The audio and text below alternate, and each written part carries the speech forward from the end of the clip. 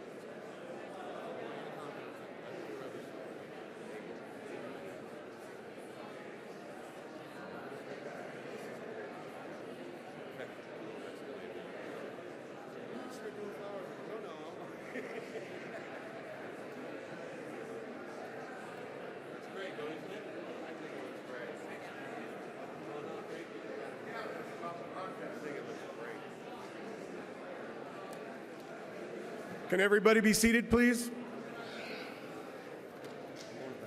We're going to go back here. Okay. You all right? What? Nate?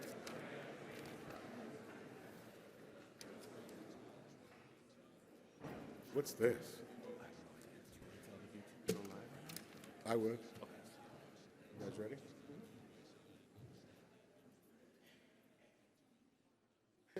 Who are you? Get out of here. Throw him out. Nick, where do we have? Well, squeeze in here up front. Throw Triple H out of here. Go on.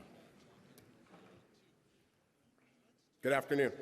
I'm Todd Singerman, Motorhead's manager, and on behalf of the Kilmister family and the Motorhead family, I'd like to welcome you to the celebration of our dear friend Lemmy Kilmister.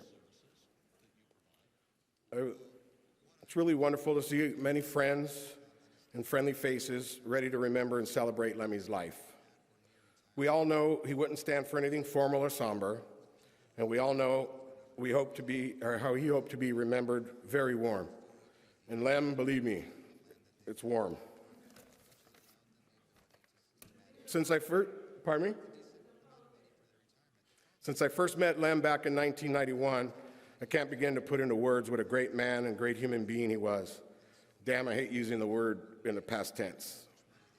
We have many people, many thoughts and memories, and we will do our best to get everybody to express their sentiment about Lemmy. So with that being said, why don't I call up Paul, Lemmy's son, and we could start. Paul? There you are.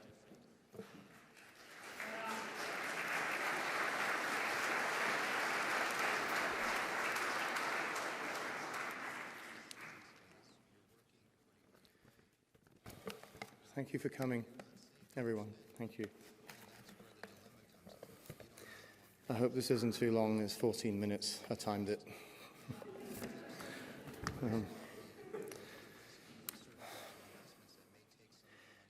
I had a feeling deep inside my father felt something was wrong back in August when I went to see him perform at the Shrine in downtown Los Angeles.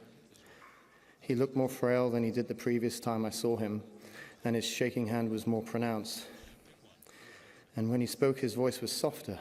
But the moment it came to showtime, his uncompromising grit and unyielding determination kept him performing at full beam.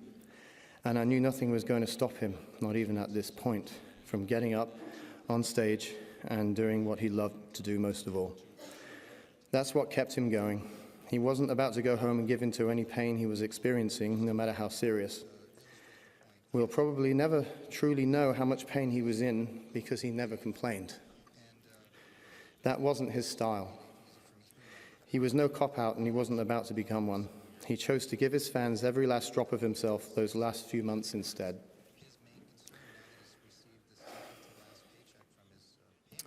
Even if he had known his grave diagnosis before the final tour, I know he would have done it regardless. That's who he was, and he wasn't going to give in as long as he could walk, stand, play his instrument, and sing. All of his career, he was a stage warrior, but this went way beyond that. He took it far beyond his physical limits this time. Still delivering his intense, brazen, high-octane rock and roll show after show, despite his body becoming weaker and increasingly frail, he simply got on with it, but this time against incredible odds. If the hill became steeper to climb, then he pushed harder to compensate until he achieved the required equilibrium to get to the summit.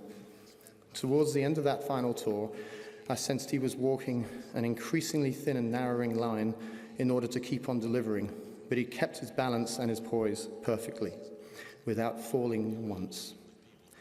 And when I began to realize that was what he was truly up against, it blew my mind open and left me beyond speechless.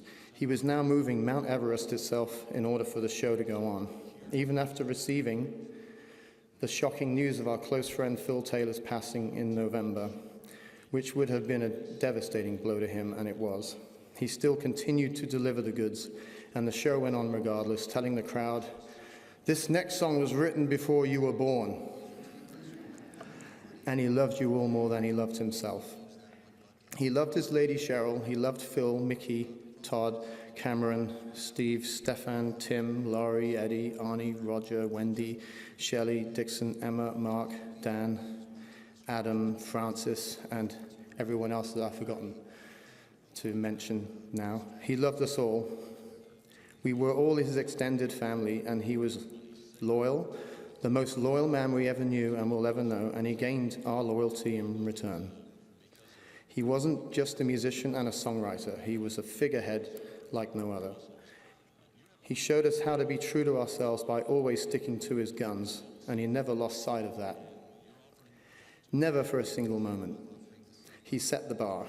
There were no attempts to be commercial in order to cash in on a wider audience during a career slump. It wasn't about making more money for him. It was about keeping it real and authentic, regardless of any outcome. And there was no pause button or going on vacation after a grueling tour. He never liked swimming pools anyway, or golf courses, theaters, or even discos, for that matter. You would be hard-pressed to find a photo of Lemmy standing around in a disco, even despite his admiration for Abbott and the Bee Gees. Performing was everything to him. It gave him true purpose and meaning and kept his mind, body, and soul together, especially in his final months. That was his idea of a yoga practice, his version of exercising or of working out. It helped any pain or discomfort he felt diminish, and the adrenaline rush of performing in front of the crowd is what charged his batteries back up and kept him on track. My father never had a stage persona. He didn't dress up for his shows, then change back into casual clothes when he came off stage. He was Lemmy all the time. He had style and charisma, but he definitely wasn't a poser. He just always looked that way naturally without trying. To him, it wasn't a business geared toward profit, and he wore no mask. He paid his dues for far too long to ever think or act like that. And I know that's one of the main reasons why we all loved him so much, as well as the music, of course. Motorhead's final album, Bad Magic, was not an easy record to get through for my dad. He struggled with it, but he got through it. And what's especially poignant is how much energy came from the band, and especially from my father in those final studio performances. even at that fragile point in his life. I personally would like to thank Cameron Webb for having the facility to assist my father, Phil, and Mickey in creating a fantastic final Motorhead album in Bad Magic. When I listened to it, my dad, or Lem for you, revealed no trace of his frail health. And right after that, he went out on tour again, as he always did, once more putting his fans first.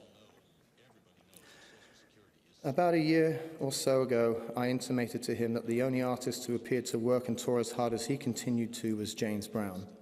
They both shared the same unshakable tenacity. That's what he represented from day one. Born to lose, live to win. When someone has nothing to lose, their options are limited. His only option was to fight his way out of it, whatever it was, and the struggles were many. Some of them were lack of money, or back in his earlier days, waking up on someone else's mattress somewhere in the same clothes again. Living in squats in West London, his father's unwillingness to support or even approve of his decision to have a career in music, the unacceptable idea of being trapped in a dull, grey existence, the notion of failure or rejection as he had experienced on a few occasions. None of those things were going to get to him. And ultimately, increasingly severe illness, along with its sudden and unwelcome fragility, he consigned it squarely to within the final 2 weeks of his incredible life after fully completing his final European tour. He wasn't a religious man, and praying for a miracle was something that he would have viewed as a delusional act. But he was profoundly spiritual. That and a very strong sense of unique sarcasm and his own very special brand of ironic northern humor kept him laughing at it all. When I would drop by and visit him, and if there was a new Motorhead album in the works, he'd put it on and play it to me in its entirety, quietly singing along to it while sipping on a Jack and Coke.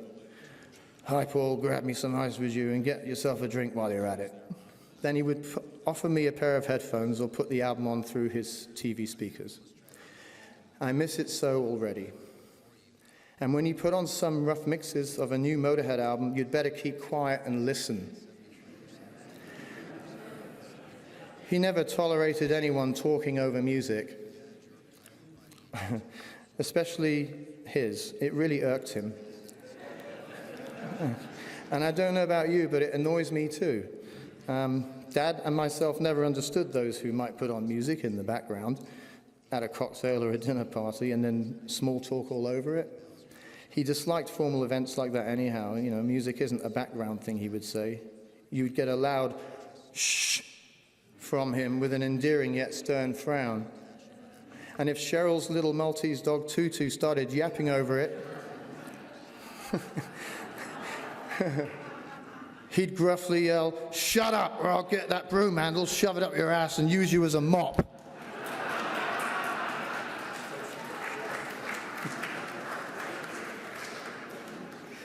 We'd sit on his sofa and watch Monty Python, listen to Peter Cook and Dudley Moore, Tommy Cooper, the Three Stooges. Maybe he'd read some Spike Milligan or show me his own hand-drawn cartoon strips and doodles, which were brilliant. He'd hand me books to read. One of my favorites was an incredible book on the Titanic. And earlier last year, he put on the Bonzo Dog Doodah Band album, Tadpoles, and sang along with every single word in the album's entirety to me. I laughed my ass off, and that's something I'll carry with me forever. So you ever get the chance, put on the track Jollity Farm from that album and imagine him grinning at you while singing along to it. Sometimes I'd make him laugh too, and whenever I succeeded in doing so, it was like getting a gold star. We'd ridicule the ads when they came on TV. We joked about pharmaceutical infomercials, especially the bizarre part at the end where they list all the side effects such as dizziness, nausea, vomiting, strokes, heart failure, and death. We'd look at each other and he'd give me that face. He'd always brought me up when I was down. I'm going to miss that enormously. Nobody on this earth possessed his unique brand of humor, and it was a thing that came totally natural. He never faked it, just like he never faked anything else. He was 100% real, 100% of the time. I would go visit him, and he'd have on the History Channel, the Military Channel, Pawn Stars, or Law and Order.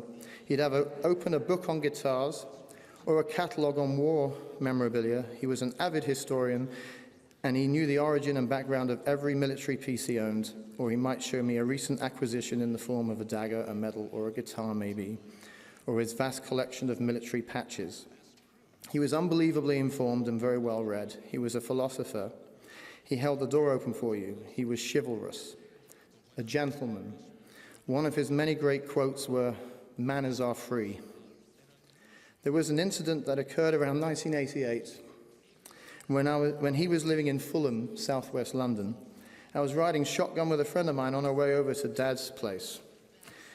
My friend's Rottweiler, Jacko, was in the back seat behind me.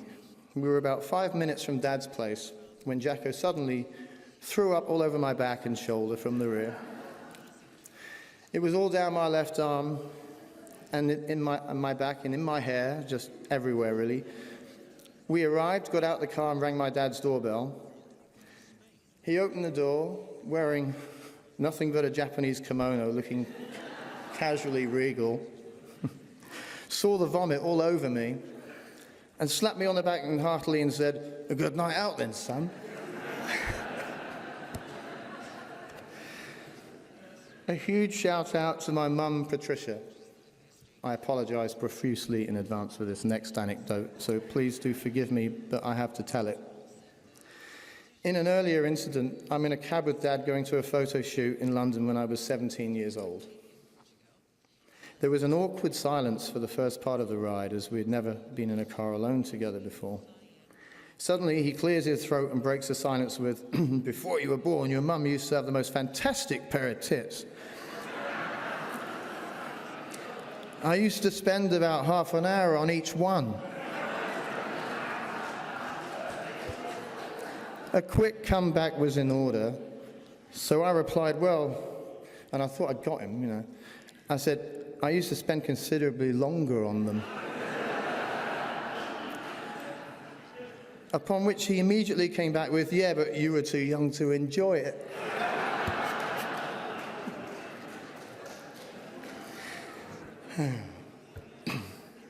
And the time when my marriage broke down, devastated, I went down the rainbow instead of drowning myself in my sorrows at home, and saw my dad for the first time since the marriage had collapsed. Sitting on his throne at the end of the bar, I told him, "My marriage is over. She went away to India and got pregnant to a Norwegian guy over there," to which he immediately handed me a tall glass of Jack and Coke and grinned, "That was a close shave, son."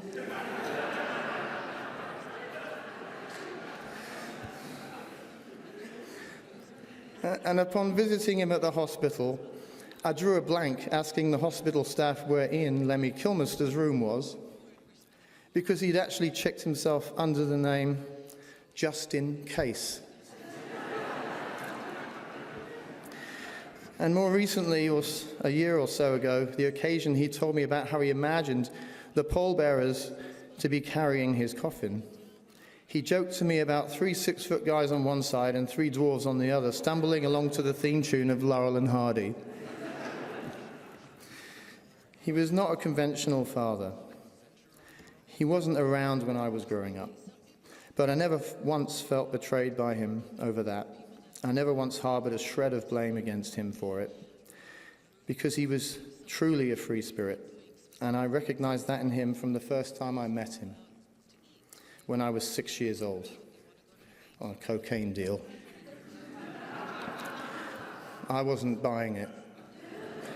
He had a definitive goal. He knew exactly where he was headed, and in order to fulfill that goal meant that he had to keep his eye on the prize. He never compromised on that, not once. He removed every obstacle in his way through his sheer willpower and frenzied determination.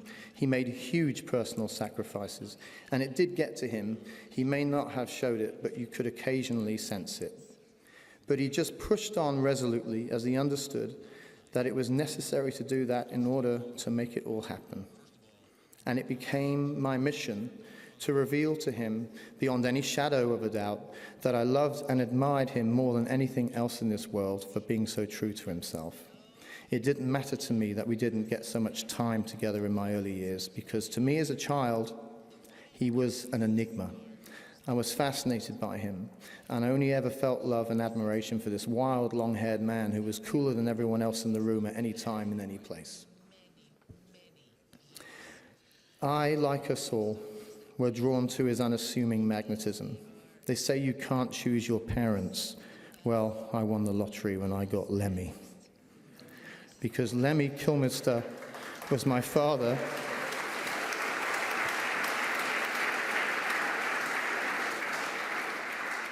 And he always will be, and nothing can ever change or alter that fact, and I would not have it any other way.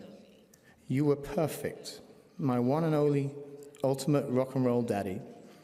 If I could only stand on your shoulders, what a view I would have. I love you more than life itself. Travel well, my dear father. You're back out on the road for the longest tour to the great gig in the sky. We will never, never forget you. I love you.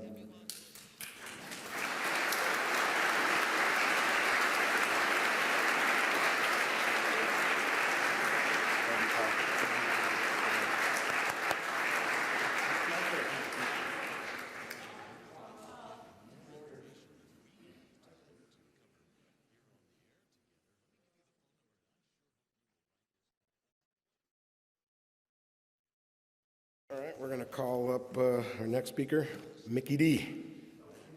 Ready?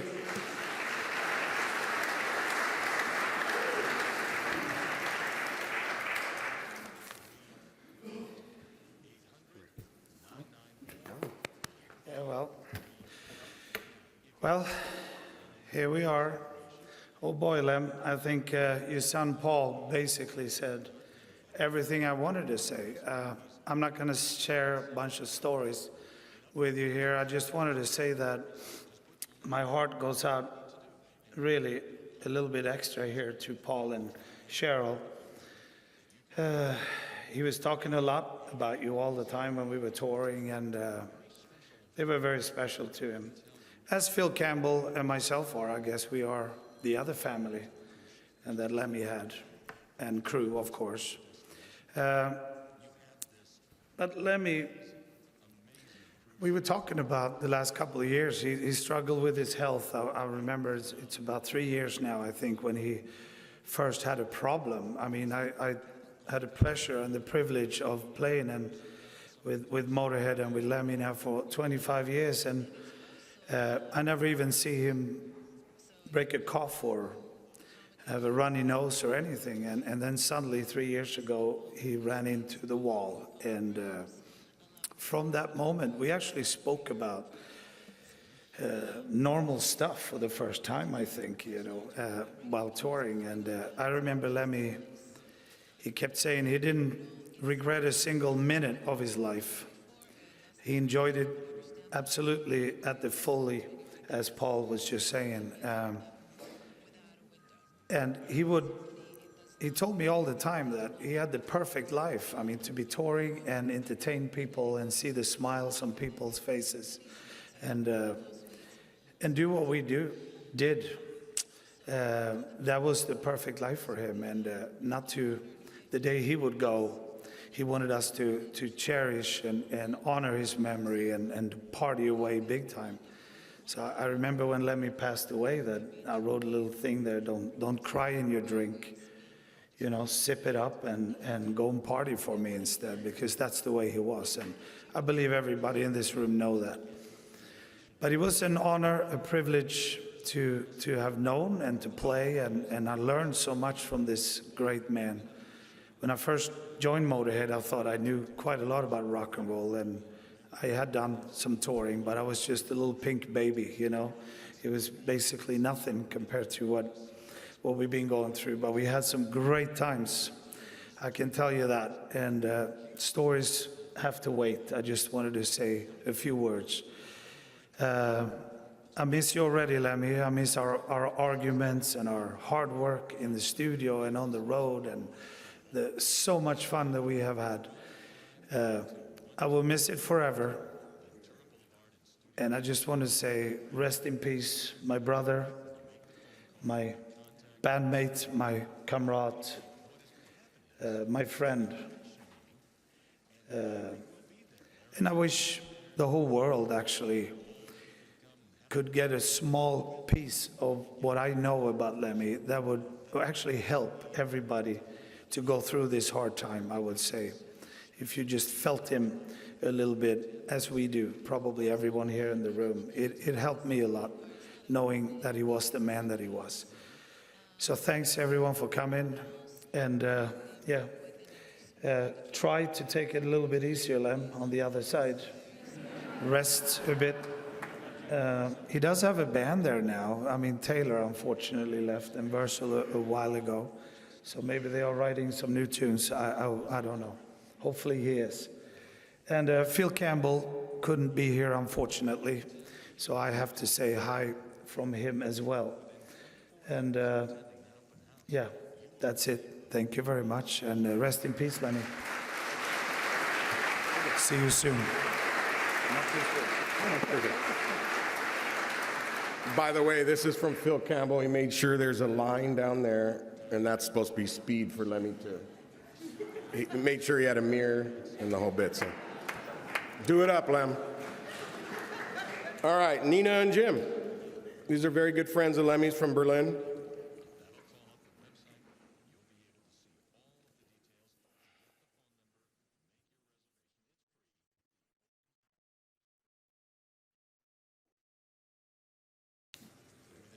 Well, these are some experiences we made when we were a young band, just existing a few years, not having done much.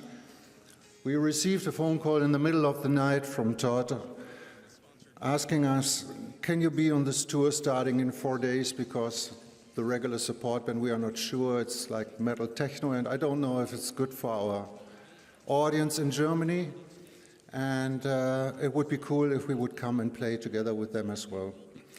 So we did, and packed our stuff, went to the first town, Stuttgart, did sound check, and on the way back I passed by Lemmy and he said, oh, there's something going on. I said, yeah, it was really quiet. I mean, our sound check had the same volume as my stereo in the living room. Let's see what we can do about it, he said. So we did the show, everything was great, and Hobbs, the sound engineer, told us what happened. They placed, from the Motorhead crew, 2 people left and right from the sound engineer who was supposed to do our sound, moved his hand away from the master fader and put it on full volume and said, if you touch this, we're going to put you away from the board. Put this into a perspective that the band leader of the main act is doing this for the support act. And when the tour was over, I asked Lemmy, look, next day we are starting our tour supporting Alice Cooper.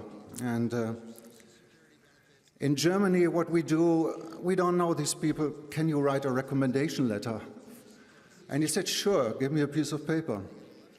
And he wrote down, dear Alice, your usually good taste let you choose my friends, this band. And the singer Nina, I hope you treat her well, otherwise she would bite your head off. We showed it to Alice, and he laughed and said, put this into the Lemmy case. On the last gigs, I went to Lemmy and thanked him for letting us play on his tour. And he stopped playing the video game and turned to me and said, fairly loud, fairly kind of angry, look, stop this, thank you, thank you, thank you. You wouldn't be on my stage if you don't please my audience, but I saw you please my audience, so you are on my stage. We could be friends if you're not on my stage, but you are only on my stage because it was all right what you do. And I was going, what am I going to answer to this?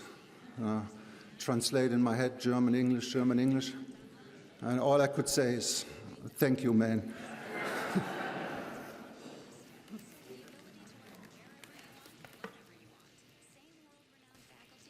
All right. 1992, Lemmy and I met the first time at the Concrete Foundation Music Fair here in Los Angeles. My band was just signed an American record contract, and we had just relocated from Berlin to Los Angeles. It was in the backstage area when we've met the first time. I looked at Lemmy, bare chest, jeans jacket, ultra shirt, blue jeans shorts, a bullet belt, and flip-flops. I never seen any better combination in fashion. Left and right from him, two very tall girls, blonde and beautiful. I've looked up to them. And Lemmy looked at me. I said, hello. And Lemmy said, hello. I tried to continue this conversation, which had started so well, but for some reason, I've had a blackout. So I've mumbled, I've got to go to have sound check, see you later. Almost a year later, I've received an official message from the Motorhead management that Lemmy would like to come to Berlin to visit us in our studio. When he saw the studio, he asked me, "Is this your studio?" I said, "Yeah." And he answered, "Live here and die here." Half hour later, I had to do an interview in a separate room, and without knocking, Lemmy walked in, made funny faces to me, and wrote in big letters on some blackboard, "Woofer, woofer, call the FBI." And off he went. I had no idea how to handle this information, but it was an icebreaker. This was the beginning of a long-time friendship, 23 years, and many happy days and many, many fun moments. A lot of Jack Daniels and cigarettes, of course. Mountains of Kinderüberraschung acts. And music and lyrics, of course. Thank you, Lemmy. I love you, Lemmy.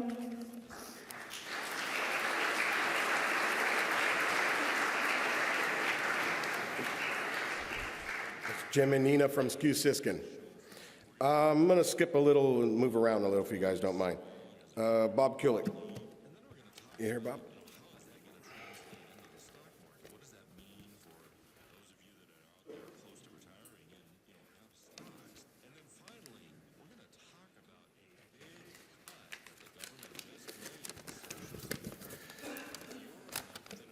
I knew Lemmy for 32 years. He was my lucky charm. We won a Grammy together for our cover version of Metallica's Whiplash. And together, we did the theme of themes for superstar wrestler Triple H. We did many other fun and memorable recordings as well. But most of all, he was my friend. Lemmy Kilmister was a man who exemplified the qualities that we all most admire.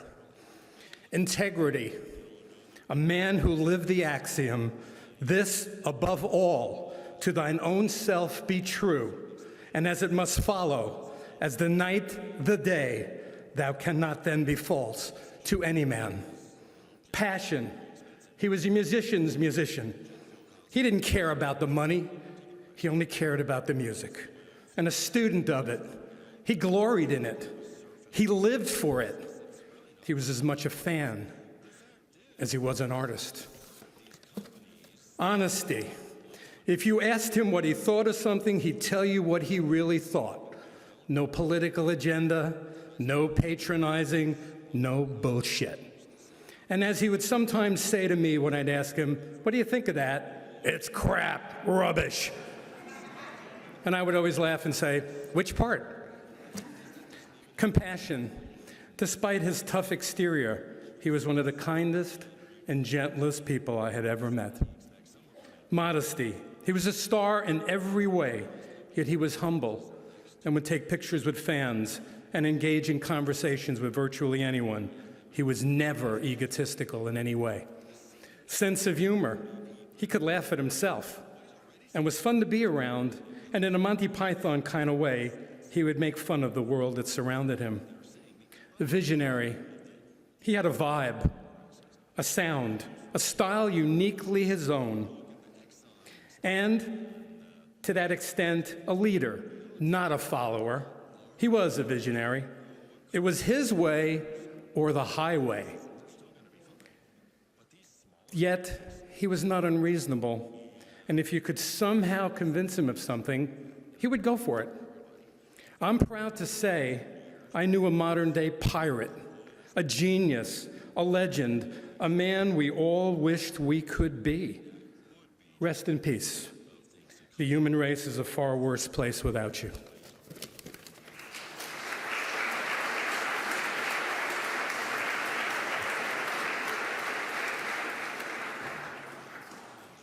Wanted to give a shout out, by the way, to Pete, who made Lemmy's urn over here, which is impressive. I mean, I've never seen anything so beautiful. Pete, thank you very much, wherever you're at.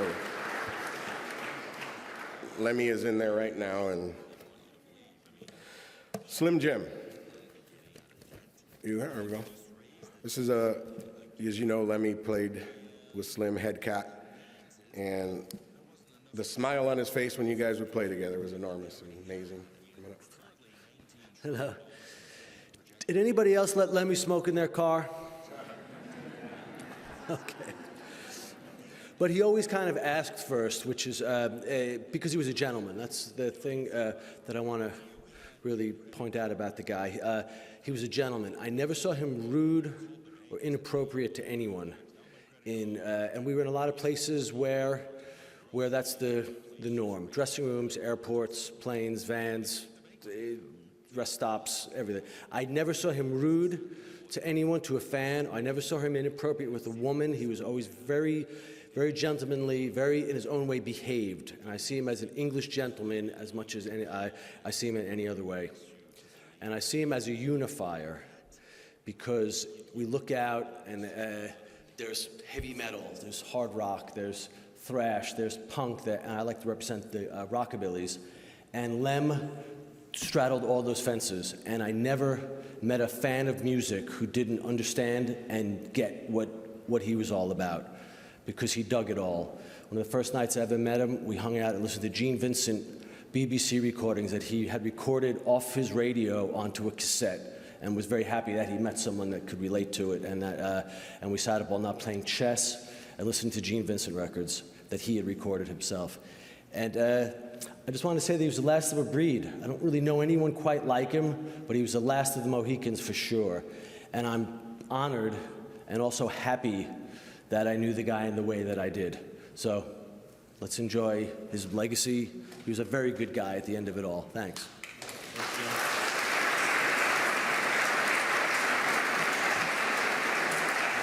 We're running just a little behind, so I'm just I'll call up some people, but who's gonna go up next with them. So Uta, who is Lemmy's dear friend and our publicist from Europe, has been with us forever and literally has nursed Lemmy to health for several years with his diabetes, and can tell you that she has been tremendous with us and family.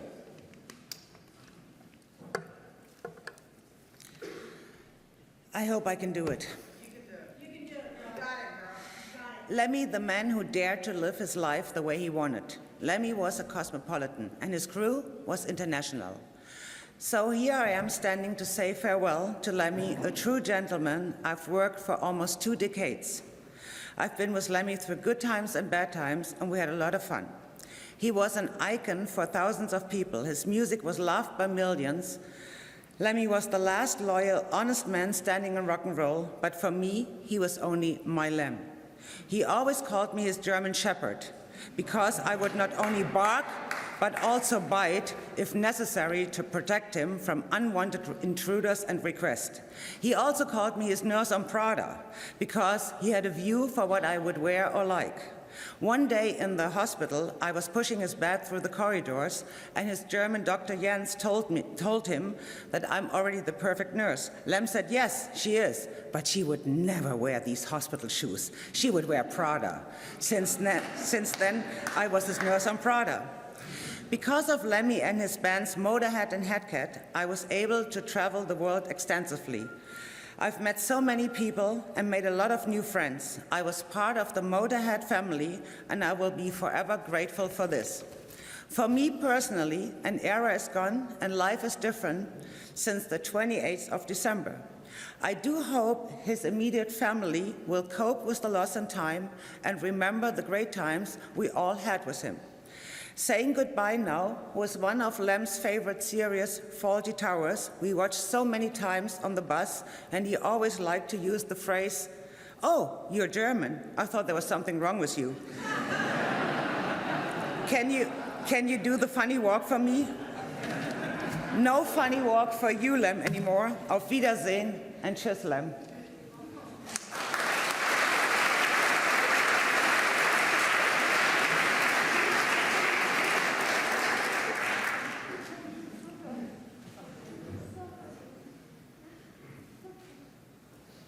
Okay, I'd like to call up Lemmy's assistants, Ian and Dixon, if you both of them.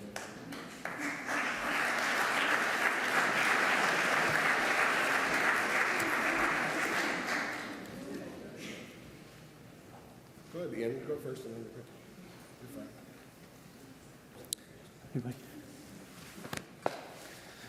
Hey everyone, I was Lemmy's personal assistant on the road for the last 3 years, which were the hard ones, I think, maybe. And he was always extremely polite, as everyone's already said, and most of you know that anyway. And I thanked him one day for never telling me what to do. He always asked. He always said please and thank you. And he said, well, we're supposed to be friends. And we became friends pretty quickly. He was always able to deliver a joke in a way that really reached its comedic potential, I guess. And you all heard his stories and his jokes a lot, and so did I.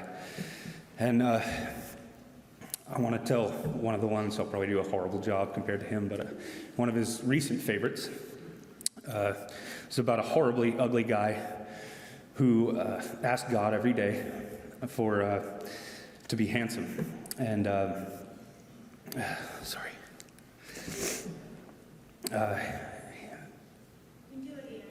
Sorry. Yeah, sorry.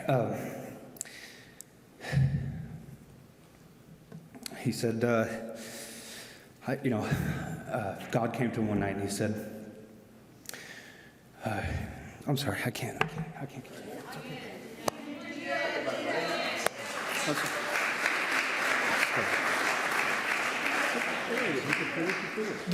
The rest of the joke goes, I'll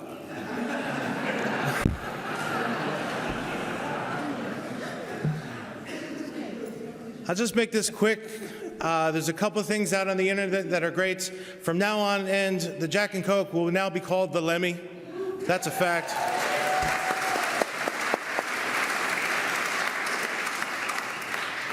They discovered a new element, a heavy metal element. It's in petition to sign it. They're going to call it the Lemmium.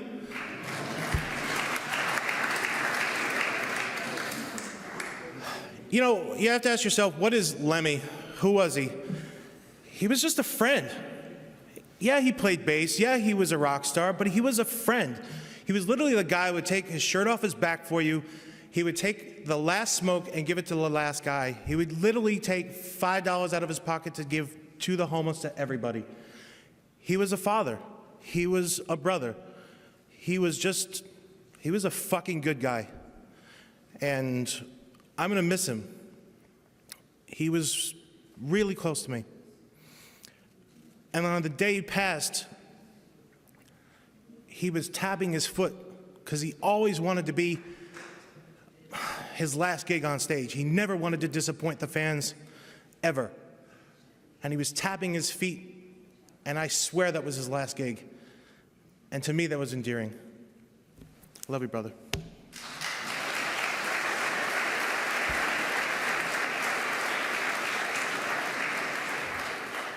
I'm going to finish. Sorry about that. Yeah. So God said, I want you to go tomorrow to the horse races and put all your money on Pink 8, and you'll have the money you need for your surgery. You can get plastic surgery, and you'll be living out your rest of your life very handsome. So of course he does that, and going into surgery, he says, I want to look like Brad Pitt. Just make me look like Brad Pitt. Sure enough, 3 to 4 weeks later, he's taken off the bandages, and he looks exactly like Brad Pitt. And he's over the moon. And he's going to leave the hospital, and bam, he gets hit by a bus. And he gets to God, and he says, I thought we had a deal. What happened? And God says, I'm sorry, I didn't recognize you.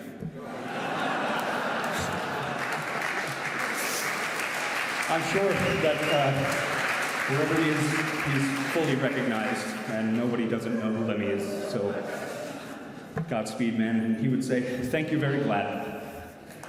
Everybody.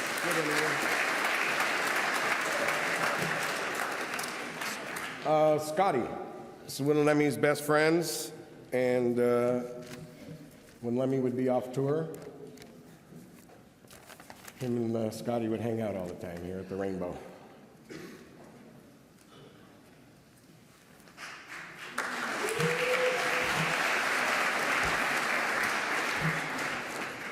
Well, shit. I guess I got to start at the beginning. I met Lemmy. I was the snake handler for Alice Cooper. And 98 August, Alice was playing the House of Blues on Sunset Strip 3 nights in a row. And on the first evening, it was just me and Lemmy standing at the bar. And I went up to him and said, hey, you're Lemmy from Motorhead, aren't you? He's like, yeah. And I'm like, I just wanted to, I didn't want to bug you. I just wanted to thank you for your music. I ride a motorcycle for a living, and it's great driving music, at 80 miles an hour down the freeways. He offered me a drink and offered me a cigarette, and it seemed like for the next 3 nights we were pounding around together. Well, the second night, my snake, when she got on stage, she shit right on Alice Cooper.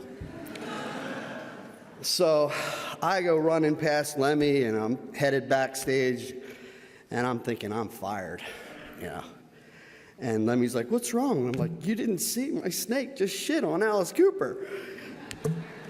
And he roared. He laughed so hard. God, we always, to hear him tell the story of that night was pretty hilarious. I don't think I could tell the story any better than him, but from then on, I think I rode him to the Rainbow after that gig on the back of my motorcycle. Here I had 2 snakes on the back and Lemmy wearing a police helmet. So we arrived to the Rainbow, and I have an 8-foot python in my jacket. And we walk in there, and right past the fireplace, my snake decides to come out 3 feet over my head. People are screaming to get security. And the security guard goes, I know you're Lemmy's friend, so just take the snake outside, and I'll let you right back in, So that was my first experience meeting Lemmy. And when I got back to his place and saw his collection, I was like, I'm finally home. I've met so many awesome people. All his friends and fans became my friends. Doro Pesh, I got to meet Doro Pesh. For so long, I wanted to meet you, Doro. And, finally Lemmy took me to Vakin 2014, and I was able to meet Doro. He took me to concerts, took me to Metallica. I got to meet the guys from Metallica.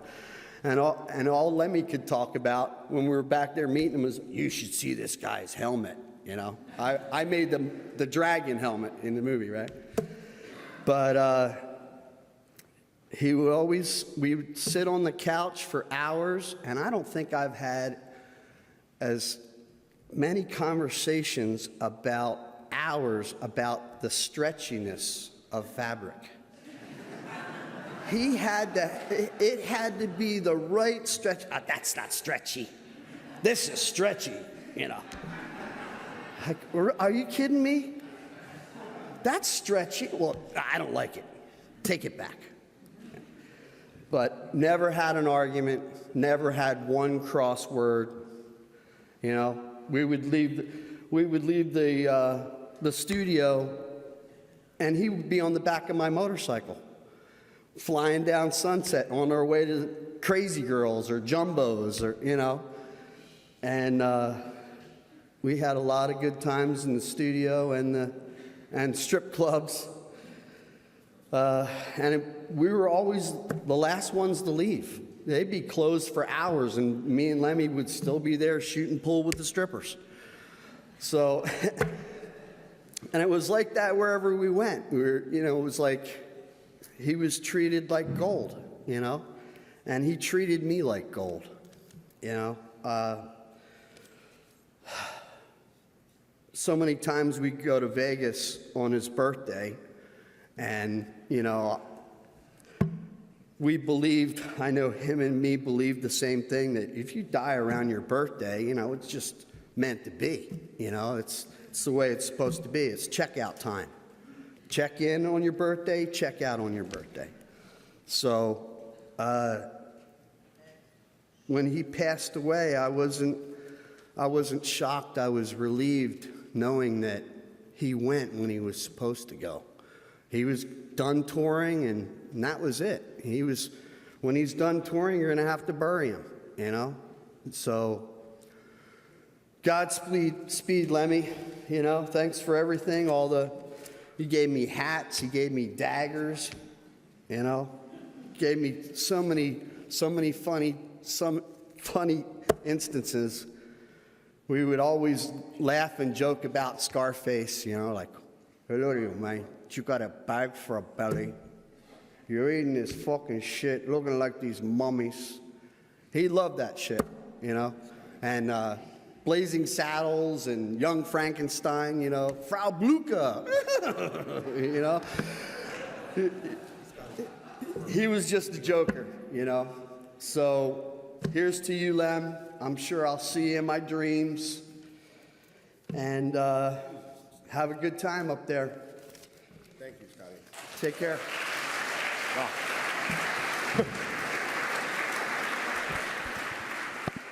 I want to bring up Lemmy's girlfriend, Cheryl, and Michael Magnolari from the Rainbow.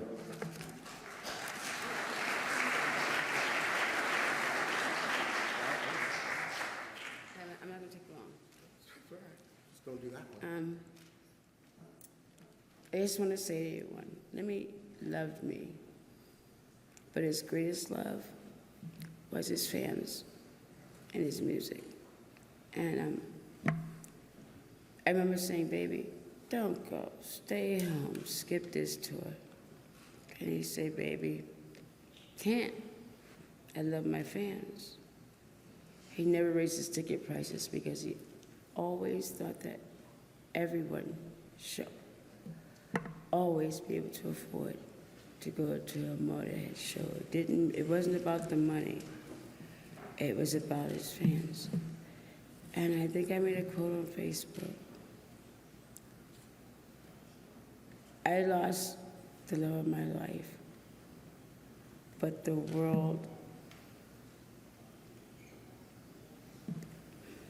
they lost them. So that's all I want to say. Thank you.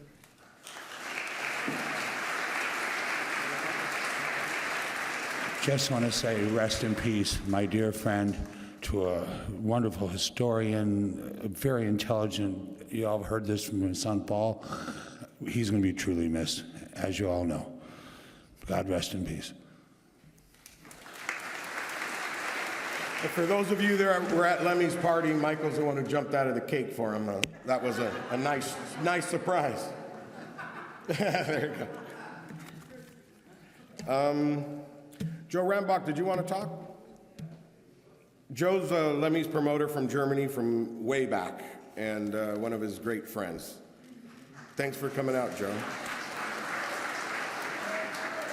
Thank you, everybody. I had the great honor and pleasure of being Lemmy's and Motorhead's promoter for the last 20 years, and we had many legendary nights, parties, after-show events, and most of them are true, all the rumors, and one of the last ones I remember just a few weeks ago, he was in Berlin, and he loved coming out to Berlin. It was like his second home in the world, and he loved coming out to the White Trash restaurant, hanging out with the band and the crew. And just a few weeks ago, he wanted to come over, and he came, and I thought, okay, maybe he's coming over for an hour, or maybe half an hour, surely not much more. And then guess who left the building last man? 2 o'clock in the morning, it was Lemmy. The DJ went home, house lights went on, and he was still standing there on the pinball machine, playing pinball, the Addams Family. Lemmy, I love you. It was a great pleasure meeting you. And wherever you are, you'll never walk alone. Bye-bye.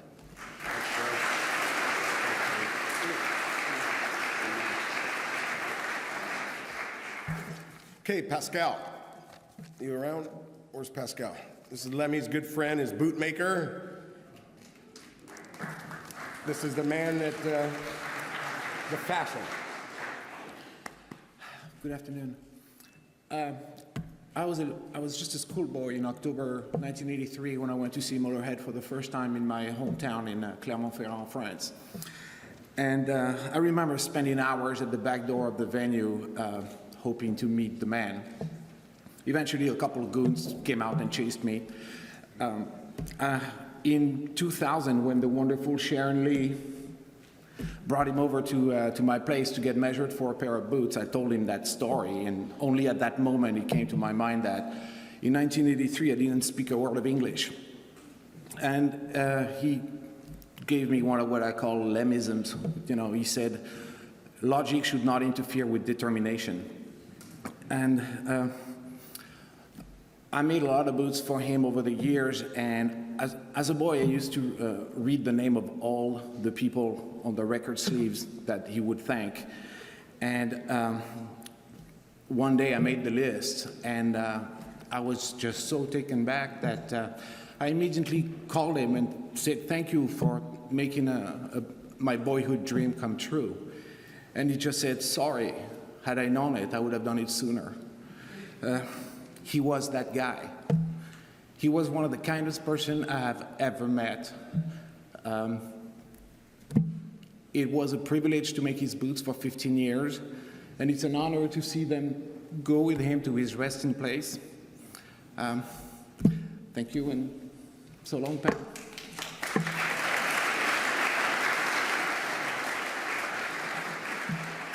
I'd like to call up Stefan Shirazi and Morat. These are two very good friends of Lemmy. They respected tremendously. And, were you up? Come on up. Morat's over here. You're going to run away then, when you? Ladies first? After you. All right. Okay. This is not scary at all. Remotely. Like everyone else here, I'm feeling completely overwhelmed because we're not just saying goodbye to a dear friend, we're saying goodbye to an icon. And I've spent pretty much the entire week wide awake thinking what I'm going to say about him, which is kind of ironic because if you hung out with Lemmy, you'd spend the entire week wide awake. I'm sure you're all aware that he had a completely absurd sense of humour. So I did think of getting up here and just talking about the wrong person for a couple of minutes and talking about someone called Arthur and his love of beekeeping, just because Lemmy would think that was really funny. And then I went through my phone because I thought, well, I'll tell them one of Lemmy's jokes, because I'm sure you all know if you had like a cell phone, once he finally got one, he would text you all these ridiculous jokes at 3 o'clock in the morning because he forgot about the time difference. And I could find one that was suitable, all the rest were filthy. And I apologise, because it's terrible. 2 peanuts were walking along the road. and one was assaulted. It's not mine, it's his. So instead of making a further fool of myself, and I know there's people watching around the world who wish they could be here, I snuck this in, not knowing, of course, that Lemmy would, you know. Cheers, Lemmy, we love you.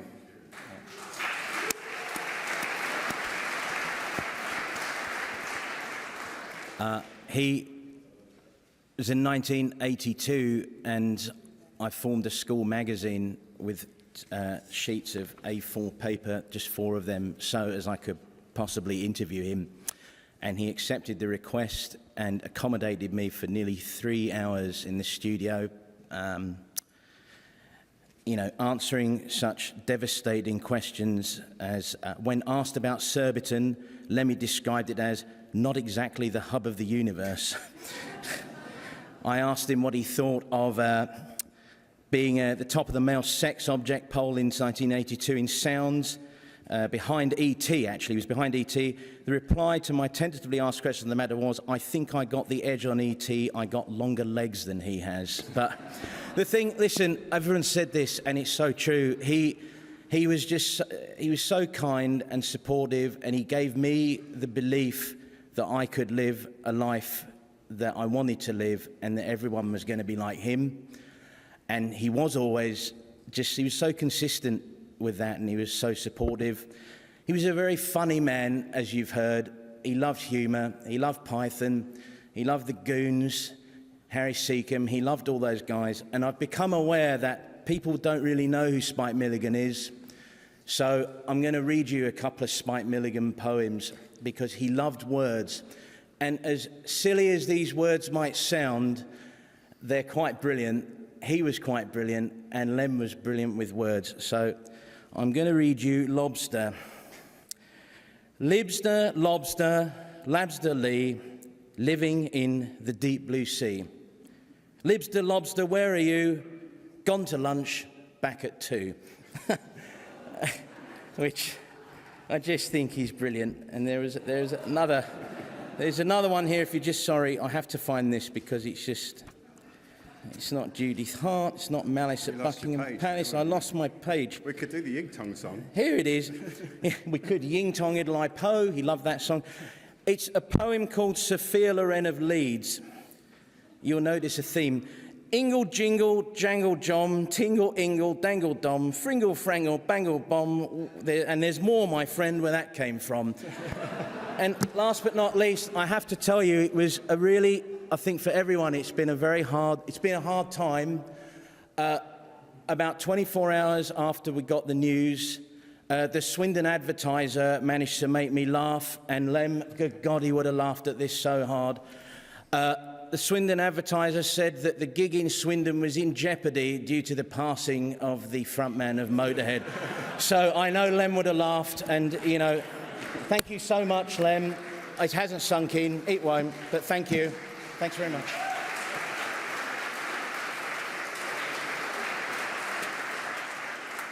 Donnie and Marie. You guys look like a good couple there.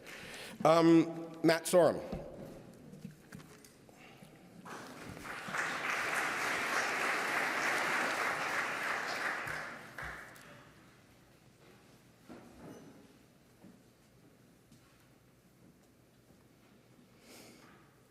I'm very honored to be asked to speak about Lemmy today. My condolences to Paul Kilmister. It was so great that you were able to play for your dad not more than 2 weeks before his death. It was great, Paul. Phil and Mickey, of course, Todd, the Motorhead management team, and the Motorhead crew, especially, that kept the machine running all these years. And, of course, Cheryl, my condolences. Oh, there you are, honey. And to all the Motorhead fans around the world. I met Lemmy in 1989 in London while playing for the Cult at a club called St. Moritz. I was with the late, great Randy Castillo. He took me up to meet him, and the hello was, how you doing? Let's do a shot. And our friendship had begun, and seeing him on the road or in the Rainbow, he always made you feel special and welcome. But it wasn't until 2009, after breakup of my band Velvet Revolver, I felt a bit down and didn't know what I was doing next. I got a text from Lemmy asking me to sit in for Mickey on the Motorhead tour. I replied, why me? And he said, because Dave Grohl's not available. Always honest, Lenny, straight to the point. I replied, when are we rehearsing? He replied, we're not. Fear took my body over, but I took the challenge. And I wasn't scared about the songs. I was more scared about the Motorhead fans killing me if I did not do the music justice. I woodshedded the stuff and headed to the 930 Club in D.C. And when we launched into Iron Fist in front of diehard Motorhead fans, it was like being on Mr. Toad's wild ride. But the bus rides were the best. Hearing the great stories from Lemmy and his knowledge of history and culture was fascinating.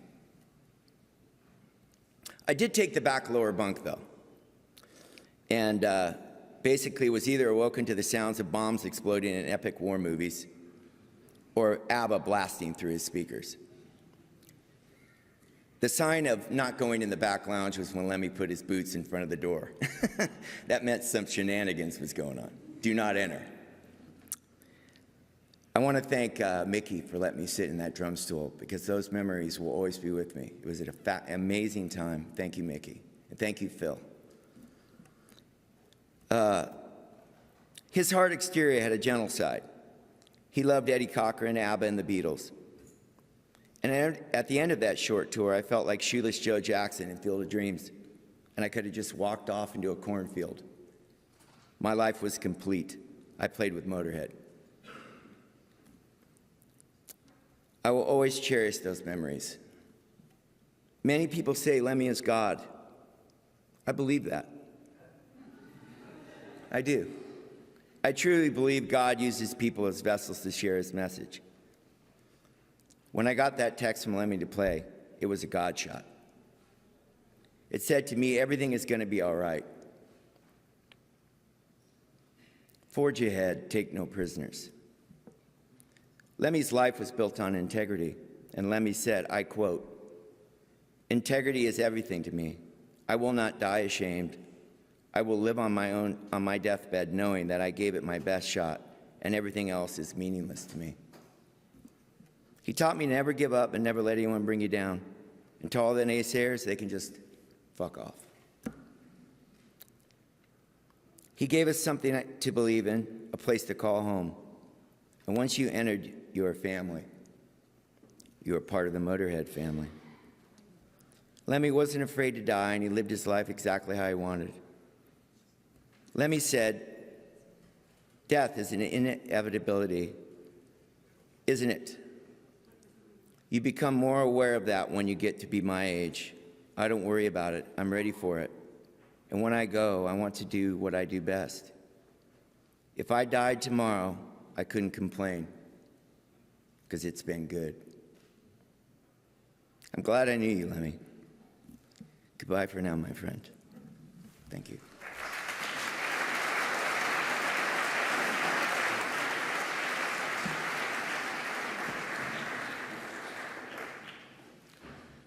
The next person I wanted to call up, I wanted to say a few things beforehand. I want to be calling up Slash.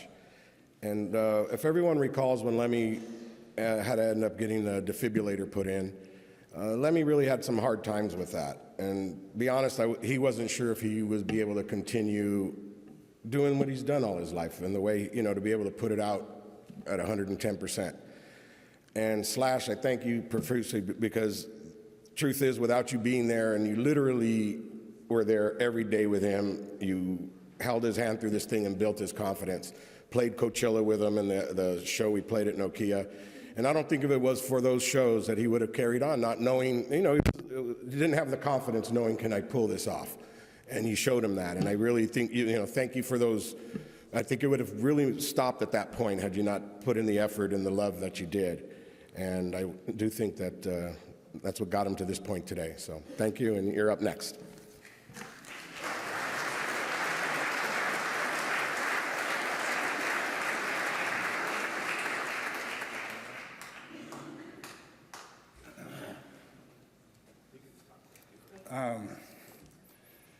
Yeah.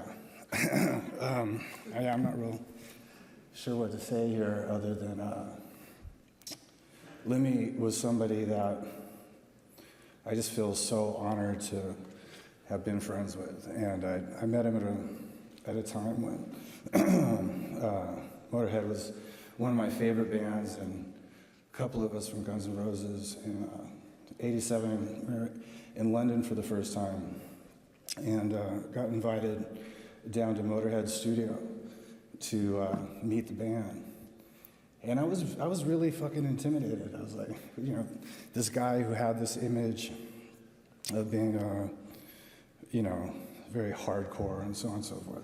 And we, of course, had that sort of hardcore image, and I didn't know exactly what to expect. I walked in and was very graciously accepted by Lemmy and company, and we headed off after the session to St. Moritz, and we've been friends ever since. And he was just such a fucking great example of, you know, what most of my peers all want to be. Somebody who was like true to his school, had more integrity in one finger than, you know, a room full of rock and rollers, you know. And straight up honest, 100% loyal, and just all these really fine attributes. And a guy who had this very sarcastic and very, as it was said earlier, there's a northern sense of humor. And I just love the guy a lot, and I'm gonna miss him a lot. But, you know, all things considered, he did live the way, you know, his life the way that he wanted to. And I remember when I decided, after years of struggling, that I was going to get, you know, I got sober. And the first time I saw him, and I didn't have a flask of Jack Daniels in my jacket, because that's how we used to always greet each other. He was actually very disappointed. It's the only thing I felt bad about getting sober. Anyway, so just, you know, Lemmy, I love you, we love you, and what a fucking great example of rock and roll. And I'll always have that, and his music and his personality and all that stuff will last forever. So God bless.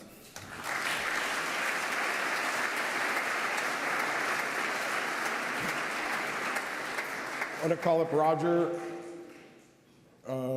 Where's Roger at? Our stage manager. There you are.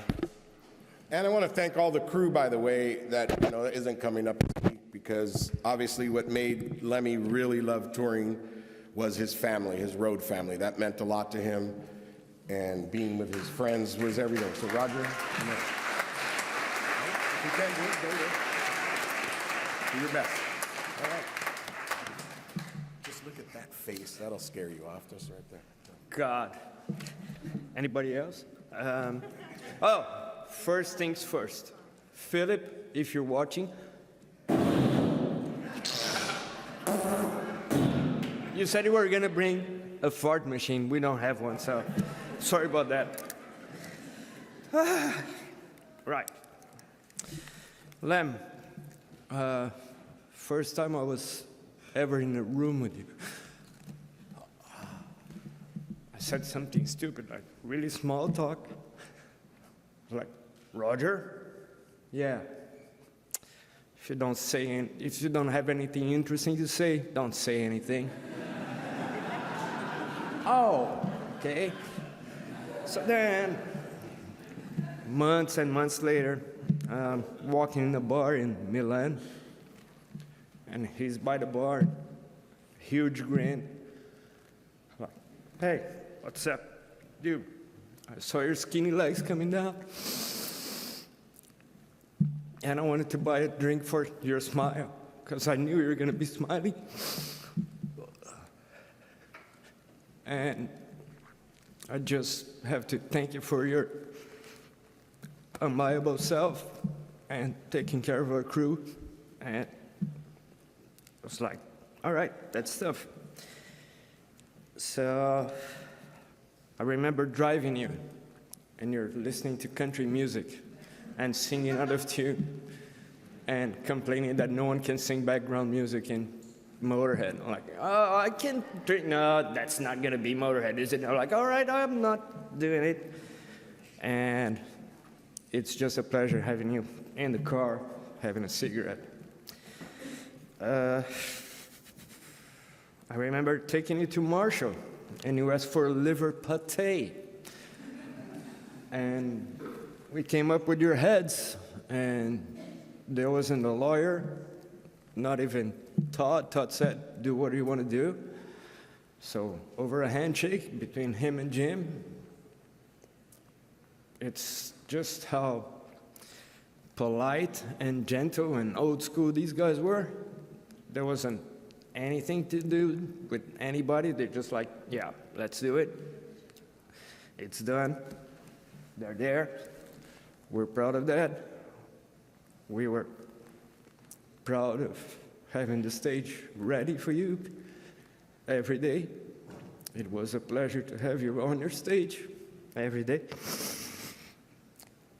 I remember you complaining that you never saw me drunk. I'm like, this is the only band that this is ever gonna happen. Like, I was drunk before you, yeah, but I never had to hold your hair where you're puking. All right. I remember our impromptu square dance in some stage somewhere, and I remember we had this smoking hot all-female band opening up once, and I had a terrible gig. And the next day we had this sound check, and it was perfect too. You walked on stage, and then all the gear were like, and start walking towards me after the sound check. I'm like, oh God, I'm gonna get fired, I'm gonna get fired, I'm gonna get fired. Like, Raj, yeah, I heard you singing the guitar player. Yeah, I got the bass player. So, I'll never forget how proud I was of wearing this the first time.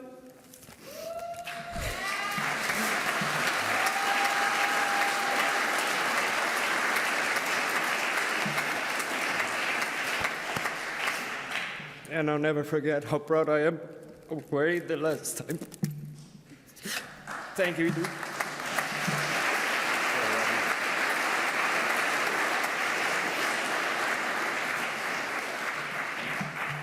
Andreas from Sepultura, thank you for Eddie and Roger here.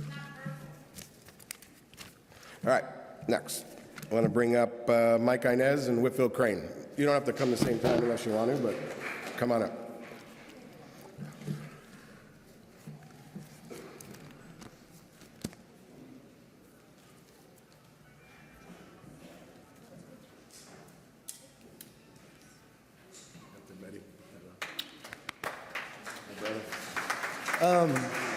Hi.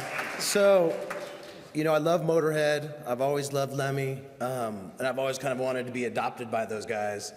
And in the last, let's say, 3 years, I'd found myself in Europe, post-tour or whatever.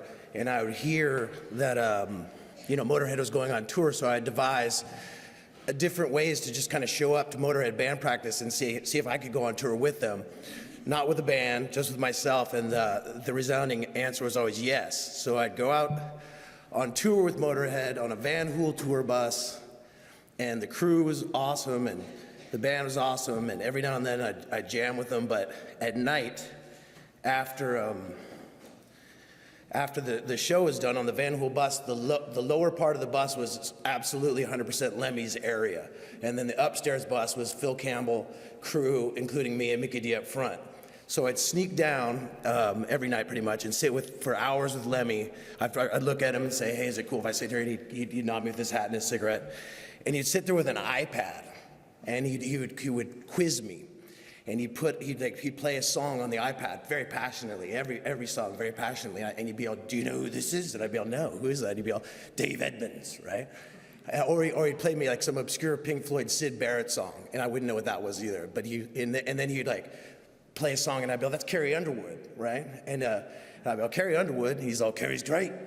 And the thing about it is each song he'd play, he'd make power chords with his body, and he was so passionate about life and music. And so to sit there with him and see his passion in music that was so genuine. I mean, he just played his show each of these moments, and he was so filled with music and love of other artists and all that. And, you know, I'm really grateful for that. So I do miss Lemmy very much. And I also had some interaction with Phil Campbell. And so I'm going to read this from Phil. And hopefully I can find it. Sorry, I'm tripping out. There we go. So this is from Phil Campbell, with much respect. He says, it was an absolute honor playing, writing, and laughing with you. I will miss you so much. That's from Phil Campbell. Peace to Lemmy.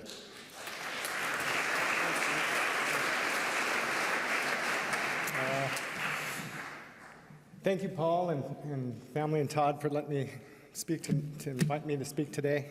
I just can't get over that. That giant speed line made out of flowers is absolutely tremendous. I've never seen anything like that.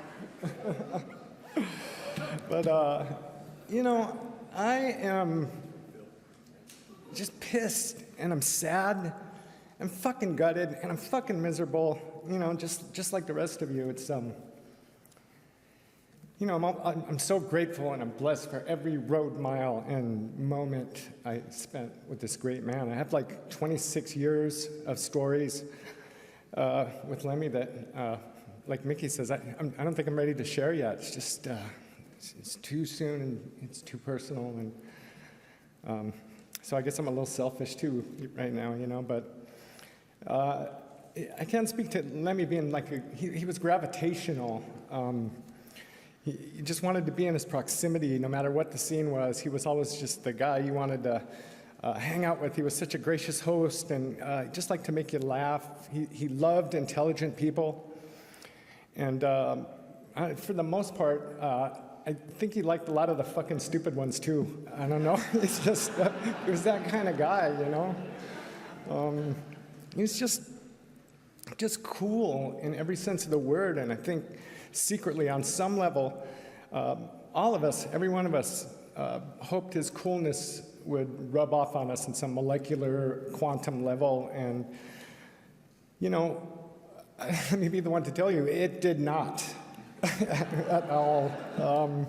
Lemmy's brand of cool was like singular in nature. It was 100% non-transferable. There was only one Elvis Presley, one Little Richard, one Steve McQueen, and, you know, one Lemmy. It's just, you know, it's funny, a friend of mine yesterday, when I was talking about coming and speaking here, said to me that Lemmy was a man of few words, he says.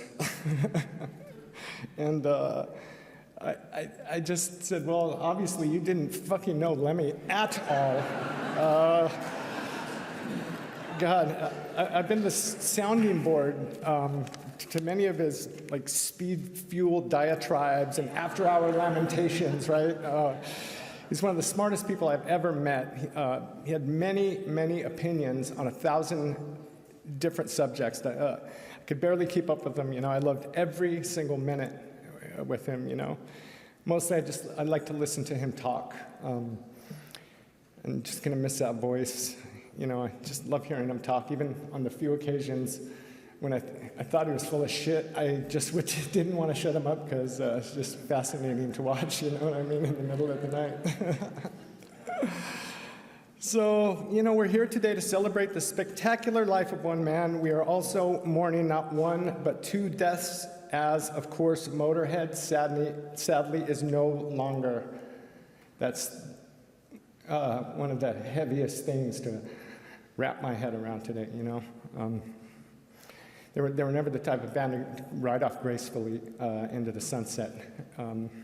That, of course, is not the Motorhead way. Motorhead eats fucking sunsets for breakfast. And, you know, Mickey, Lemmy and the bandmates, you know, just, you stand as just a true, fine examples of what being a lifer in this business really is, you know. completely all in, dedicated to a single cause, just a few short weeks ago. It's a storybook end to the campaign. An Englishman, a Welshman, and a Swede roll into that dark, historic town of Berlin one last time and just plant that fucking Motorhead flag, man. It was just beautiful. That is fucking poetry, Mickey, you know? So well played, gentlemen. Thank you very much.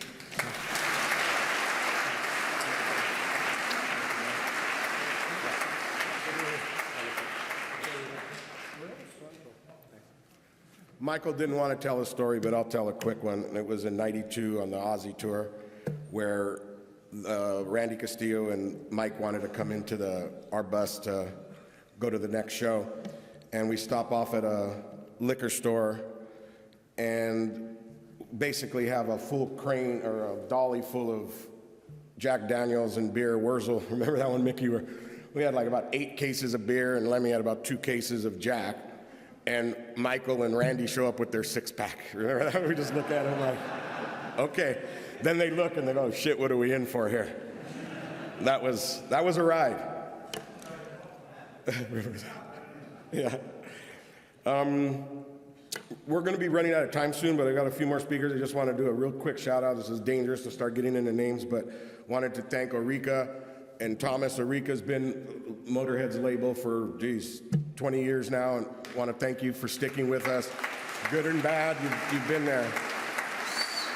Barry Drinkwater, merchandise, global merchandise, thank you. Neil Warnock, Sam, United Talent. Andrew Goodfriend, Mike Monterulo, Steve Shank, and Rika from TKO. And Wendy Dio, I don't know, where's Wendy at? Oh, yeah, that's it. All right, that's it. All right. And Shelley, who's been with us in management, for over 25 years here, so I want to thank you for everything. All right, next speaker will be Rob Halford.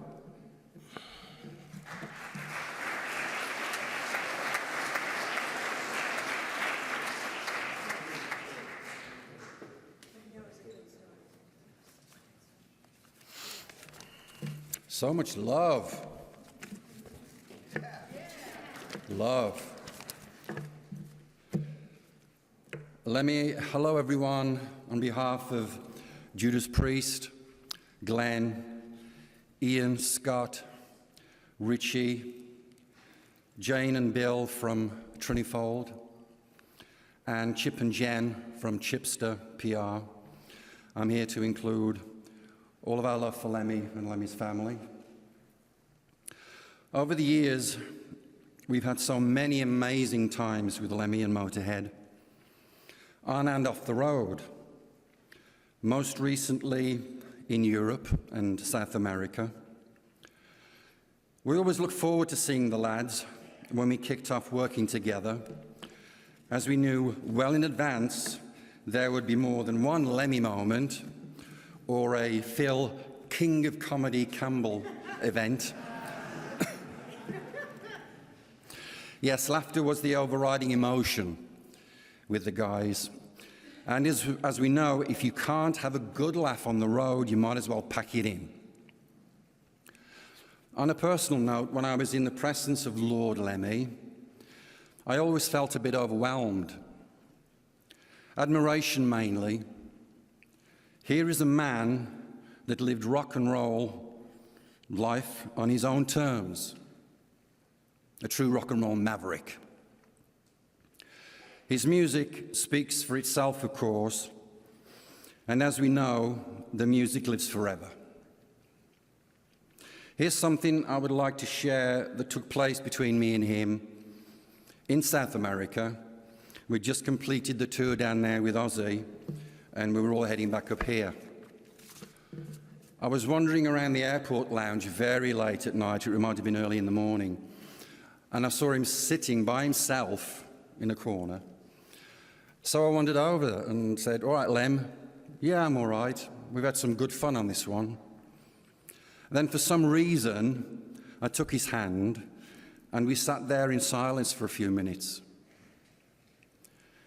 Can I do a selfie? He gave me the Lemmy look. And I half expected, no, bugger off. at that tired and godly hour of the morning, but he said, no, go on then. So I did, and then I kissed him, and then I told him that I loved him. When the news hit, the first thing I did was put that on my Instagram. It's a moment to share, a moment to cherish, a moment of unconditional love. Faith, family, friends, fans, God bless you, Lemmy.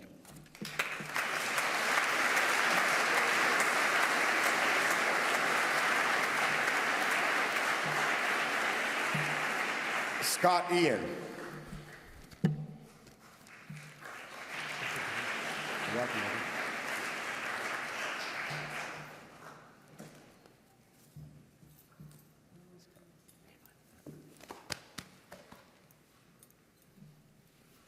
In 1999, I got a phone call asking for a quote. Motorhead was putting together a live record, the Everything Louder Than Everything Else record, and I guess they were looking for quotes from guys in bands that were influenced by Motorhead, and of course I was honored to be asked to do that. And so of course I get off the phone, and then I'm in like complete panic because what do you say? What are you just gonna say? Motorhead rules. What do you say about Motorhead that hadn't been said? And so I just kind of sat around all day thinking about it and thought back to 1980 when I bought my first Motorhead record. I bought Ace of Spades. Knew nothing about the band because I used to buy albums based on album covers, and I was just looking at this album cover thinking, God, this has got to be good. These guys look like some tough motherfuckers. So take the record home and put it on headphones in my little tiny room in my mom's apartment, and Ace of Spades opens the record, and you're 15 years old hearing that for the first time, it fucking blows your brains out. And I listened to the record probably 3 times, front to back, just staring at that album cover, staring at it the whole time, thinking, who the hell are these 3 Mexicans and how do they play so fast?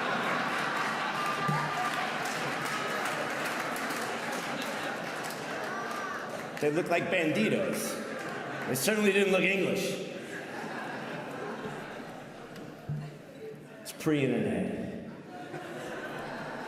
So I jokingly email that quote. Well, that ends up being the quote on the record. Turns out Lem loved it. And of course he would, with his sardonic sense of humor, and he loved it. So now, like 100 years from now, when some kid is looking at, whatever format it's in, but looking at the album cover and decides, I'm gonna pick up this record because it's cool and it reads my quote, and Mexicans, I knew that guy from Anthrax was an asshole. The St. Moritz has been brought up a couple of times tonight. I thought I was the only one who met Lemmy for the first time at the St. Moritz. Anyway, I saw an interview with Lemmy just from a few weeks ago. It was just online. It was on German television. And to quote him, he said it was Elvis who taught us how to dress or how to look. It was Carl Perkins and Little Richard who taught us how to sound. And it was the Beatles that taught us we could write our own songs. And Lemmy, it was you who taught us that we could be fucking real. Thank you.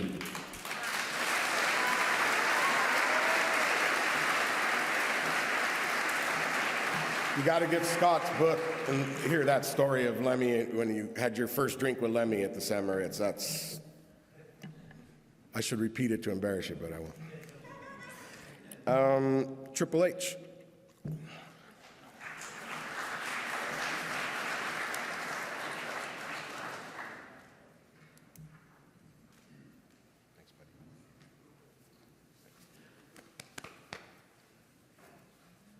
Thank you. First of all, I'm honored to be here in any way for Lem. One thing I do know about him is when you listen to this room and you see all of this and you see all of you and the love that you're pouring out and the laughter, that's what he would want. He wouldn't want people crying. He wouldn't want people mourning. He would want people happy, celebrating his life. And thank you for that.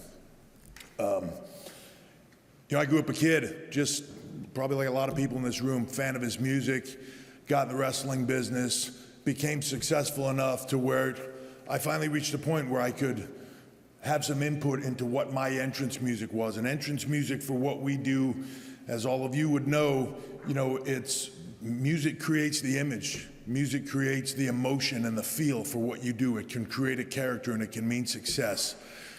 And when I had the opportunity to participate in creating my music, I wanted it to sound like Motorhead.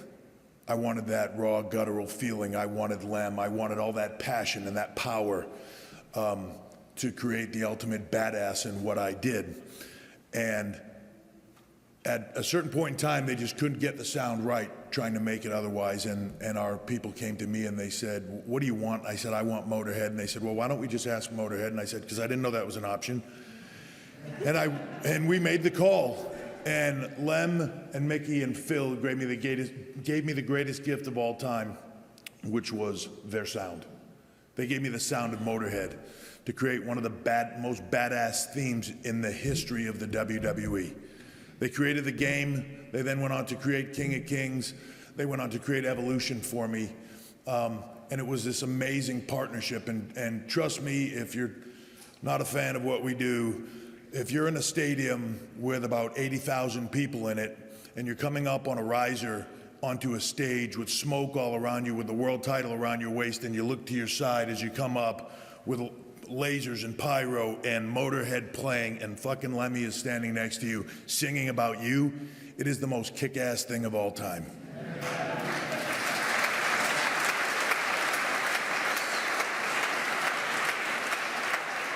More importantly than that, though, over the years, Lemmy gave me the gift of his friendship.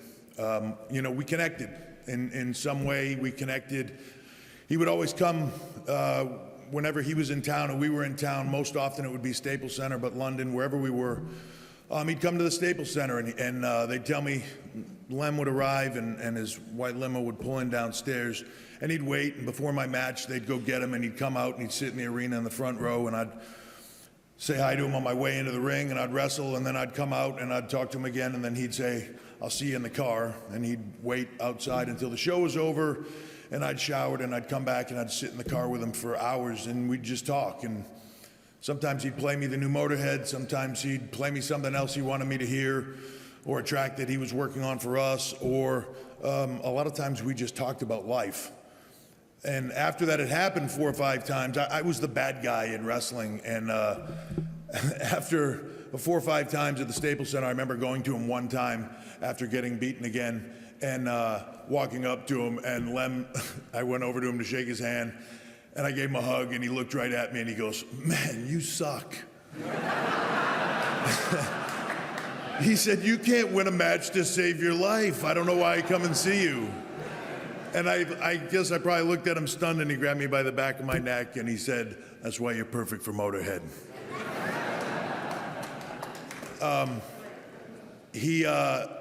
You hear a lot of people talk about the differences in who he was, on in image and in front, the ultimate rock and roll icon.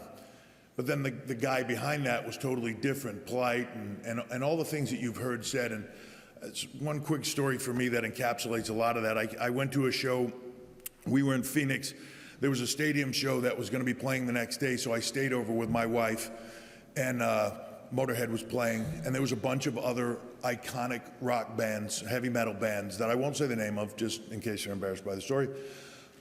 But they were all there, and we walked in backstage, and Todd was with us, and as we're walking down the hallway, I'm passing by all these iconic heavy metal stars that I am in awe of, and I'm looking at all of them, and they're wearing Bermuda shorts and Hawaiian shirts, and they've got glasses of wine, and there's incense, and there's it's not at all what you would expect growing up as a kid, you know what I mean? Seeing all this, and this is what, as I'm going down the hallway and I'm seeing all that, I'm thinking, wow, this is just so different, because a lot of these bands I'd never met before. And then I get to Lem's dressing room, and Todd opens the door, and I go to step in with Todd, and he goes, "Lem, H is here." and there are two topless girls. There's a pile of blow, a bunch of pills. Lem has a towel on and another towel on his head, like a big giant turban. And he's like, come in. And as I go to step through, he says, with Steph, my wife, and Lem goes, shit, close the door. And they close the door. We stepped out, closed the door. A couple minutes go by. We open the door back up to step in. Now with my wife, everybody has clothes on. Lem's got pants on. The drugs are miraculously gone off the table, which I'm only assuming he did all of. And he still did have the turban on, though, like a 3-foot turban. But he would not be seen in that light. You know, in some way, the ultimate gentleman.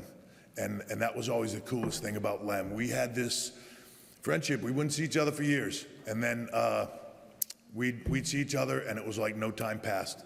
And we'd just catch up. Maybe 2 months ago for WWE, sensing everything that was going on, we connected with Todd and asked if it would be possible to sit and interview Lem, because I thought it would be important, and I don't know if anybody else was going to do it.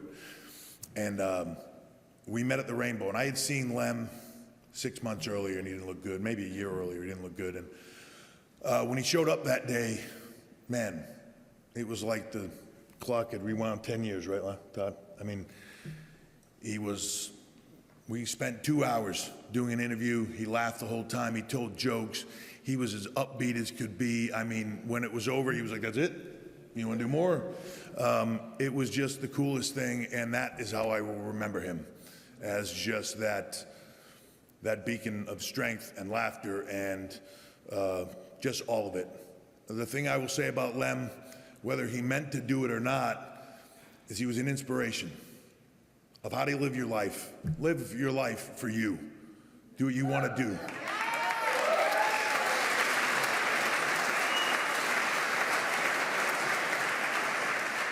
He did it his way. He did it his way right until the last day. And if there is a better way to go out, I don't know what it is. That is what it is about in life. And he was an inspiration, probably an inspiration, as you heard today, to a lot of people in this room. He was the inspiration for you to go out and be an inspiration to millions of kids who will go on to be that inspiration. That is his gift to the world. And I can't think of a better gift. I can't think of a better man. And I'm honored to be up here. And Lem, I'll see you down the road, my friend.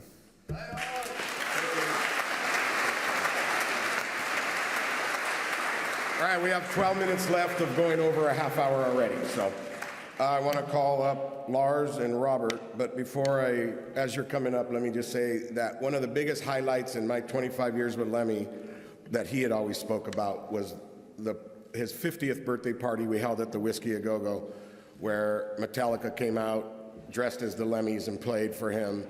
And I have to tell you, there's not a lot in life that, could match something like that. So we want to thank you guys for being there and the love you have shown him.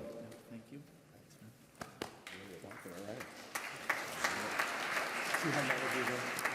All right, okay. I don't want to take too much time here. Lars has some amazing words to share with you. Anyway, I tell you, for the last 2 years, for some reason, I feel like I've really connected with Lemmy. I've known him obviously a lot longer than that, but for some reason, these last couple of years, I've had what I call quality time with this amazing person. There was a moment a couple of years ago, I needed Lemmy to do his voiceover for an animated short I put together called Talica Parking Lot. And I called him up, I said, Lemmy, can you do this? And we only had 1 day to do it, and he was like, yeah, but I need a ride, come pick me up. He's like, be there at 3 o'clock. I said, okay, Lemmy, I got a surprise for you. So I have this Buick 64 lowrider Riviera, and it's cobalt blue, beautiful, beautiful car, but it wasn't running right? The starter's not working, needed a tune-up, the whole deal. So I had a mechanic show up earlier that morning, 9 a.m.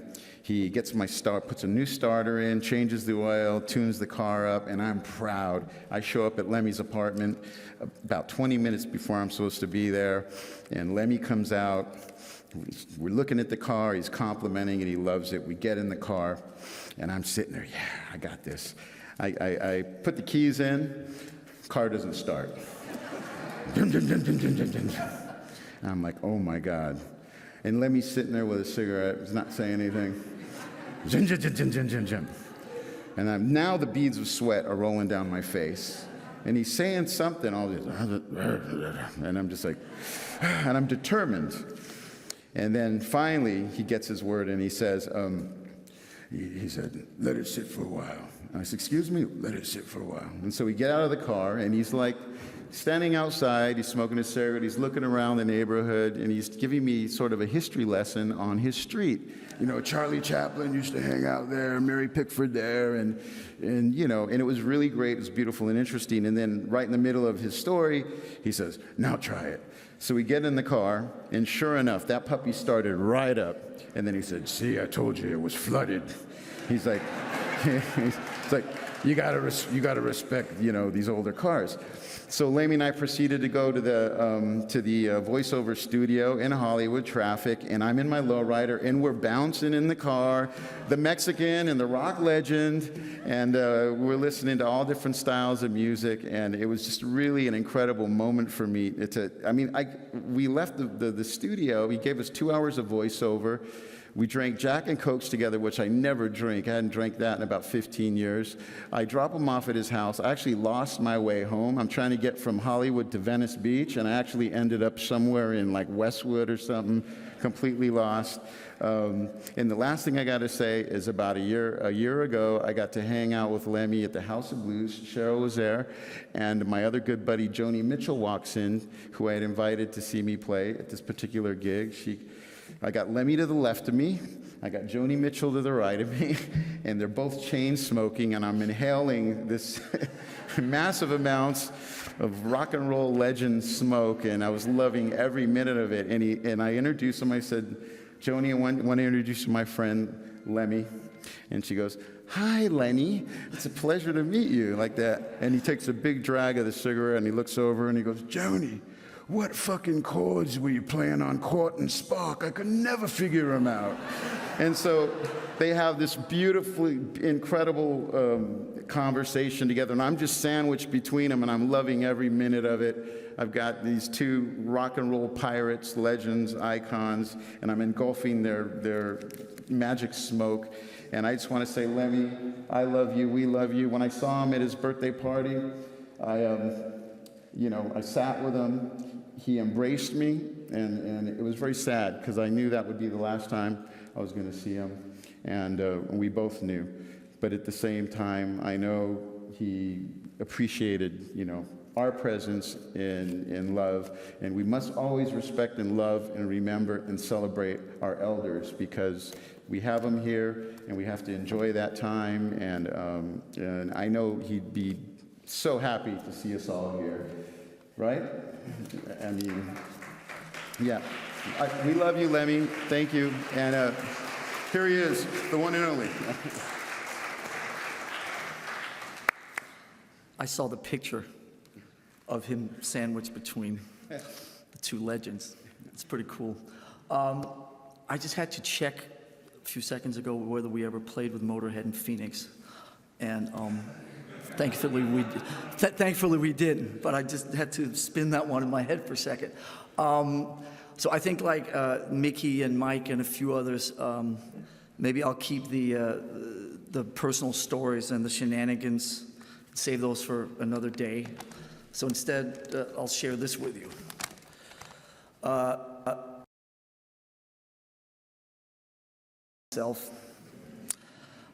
Quite often. But it is significant because of where I threw up.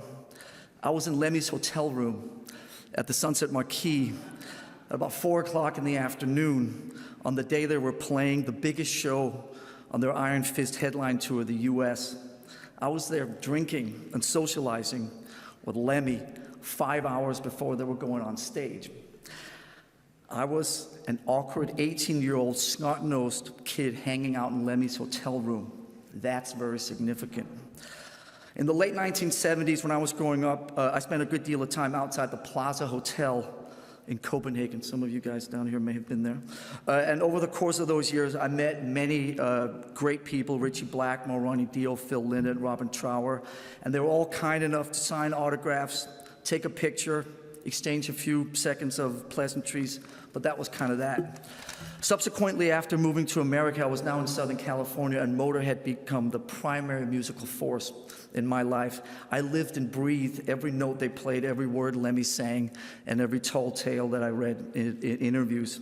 When they came to the U.S. for the first time in '81, supporting you, Ozzy, I was obviously more than thrilled and was going to follow them all over California for the whole week. There I was, literally following Motorhead around, driving behind their tour bus, up and down Interstate 5, the biggest fanboy on the planet. But this was different. Unlike some of the rock stars I'd met in Copenhagen years earlier, Motorhead, and particularly Lemmy, embraced me with open arms. There was no preciousness, no mindless banter, no quick picture, and off you go. It was a completely different attitude and a completely different set of rules. At the first show, I was immediately invited into their inner sanctum, the dressing room, the back lounge of the tour bus, and over the course of the following week, I was in the hotels, the bars, the truck stops. There were no limits whatsoever. I was always welcome in and felt like these guys actually cared about me. Lemmy was so fucking hospitable, like the ultimate party host and caregiver who took me under his wing and made me feel like I belonged to something that was much greater than myself. A month later, I was roughing it through England towards my destination of the Heavy Metal Holocaust in Port Vale, a stadium gig that Motorhead were headlining. Now that summer in 1981, No Sleep Till Hammersmith had come out and ended the chart straight at #1, and they were the biggest band in Europe. I showed up at the sold-out gig with no ticket and not a pot to piss in, but within 15 minutes, I was backstage in the Motorhead compound where Lemmy once again had invited me in and welcomed me with open arms and remembered me from California a month earlier. The biggest gig of the summer in England, and Lemmy still had time for little old me. Now fast forward another month to the Nomus rehearsal studios in London, where I'd gotten wind of the fact that the boys were working there, so I headed straight down there, and once again, much to my disbelief, within a few minutes, I was sitting in a small rehearsal room with Lemmy, Fast Eddie, and Filthy Animal, and listening to them write songs for their Iron Fist album. Right in front of me. There were 4 people in that room, and I was one of them. It was a total mindfuck. I was 18 years old, and these events made a huge, indescribable difference in my life over the course of that summer. It made me want to be in a band. It made me want to form a band. It made me want to be a musician, be part of a group, be part of a collective, be part of the craziness of the traveling rock and roll circus. And one day, maybe we could extend that same open door, that same open embrace to other awkward and disenfranchised kids that hopefully one day would come our way. So in the thousands of interviews I've done since then, I've always cited Motorhead and Lemmy as the main inspiration and the primary reason that Metallica exists, both musically and attitude-wise. So thank you, Lemmy, for helping shape who I am today. Thank you, Lemmy, for the open door, for the music, for the drinks, for the laughter, for the stories, for never judging us, for always making me feel part of something that was so much bigger than myself. And thank you for always mastering the fine balancing act of being just enough of a rock star to be cool, but not too much of one to be uncool. So finally, I just want to say thank you for also taking a picture of me while I was sitting in your hotel room at the Sunset Marquee with barf all over myself and putting it on the inner sleeve of your next album, Orgasmatron. That was the ultimate seal of approval, the ultimate compliment. I will forever be appreciative and grateful to have known you, and beyond proud to shout from every fucking rooftop how much you have meant to me and how your attitude and all-around coolness has inspired me over the last 37 years. Rest in peace, big man.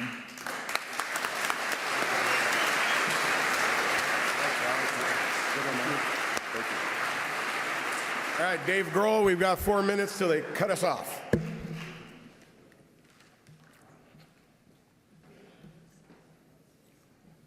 And immediately after this, everybody's going to the Rainbow, and let's celebrate.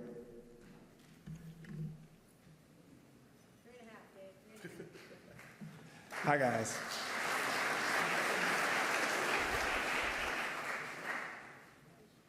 There's not enough time for me to tell you how much Lemmy meant to me and all of the amazing experiences that I had with him. The first time I met Lemmy, I was at fucking Crazy Girls about 20 years ago. And I was walking back to the men's room. On the way back, I looked to my left and I saw Lemmy by himself in the corner on a video game. And it blew my mind. I knew that I couldn't just go say something because he was on his own in the corner. On the way out, I thought, I have to say something. He's my hero. He's the one true rock and roller that bridged my love of AC/DC and Sabbath and Zeppelin with my love of GBH and the Ramones and Black Flag. So I walked up and I said, "Excuse me, Lemmy, I don't want to bother you, but you've influenced me so much. You're my musical hero. I'm a musician. I play in the Foo Fighters, and I was in Nirvana." And he looked up from the video game, and the first thing he ever said to me, he said, and in that moment, he went whiskey-drinking, badass, motherfucking rock star to being this gun-slinging, whiskey-drinking, badass, motherfucking rock star with a heart. And I walked away, and I thought, if I never see him again, that's enough for the rest of my life. Well, then we became friends. And it's one thing when you have a hero, but it's another when your hero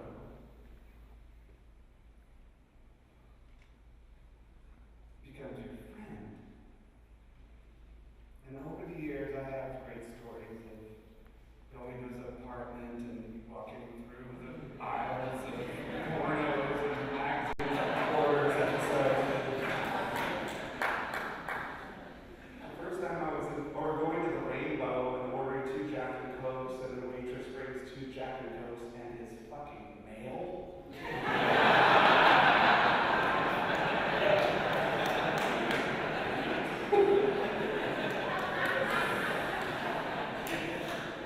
That's pretty huge. Or the one time when I texted him, I said, "Hey man, my band's playing at the Pantages Theater tonight. You should come down and check it out." He said, "All right." I said, "It's an acoustic show. It's not like a big rock thing." He said, "Okay." An hour later, I'm downstairs and backstage, and I hear fucking Motorhead blaring out of the dressing room. And I get so excited. Finally, someone else in the band's fucking listening to Motorhead. And I open up the door, and there's Lemmy by himself listening to Motorhead.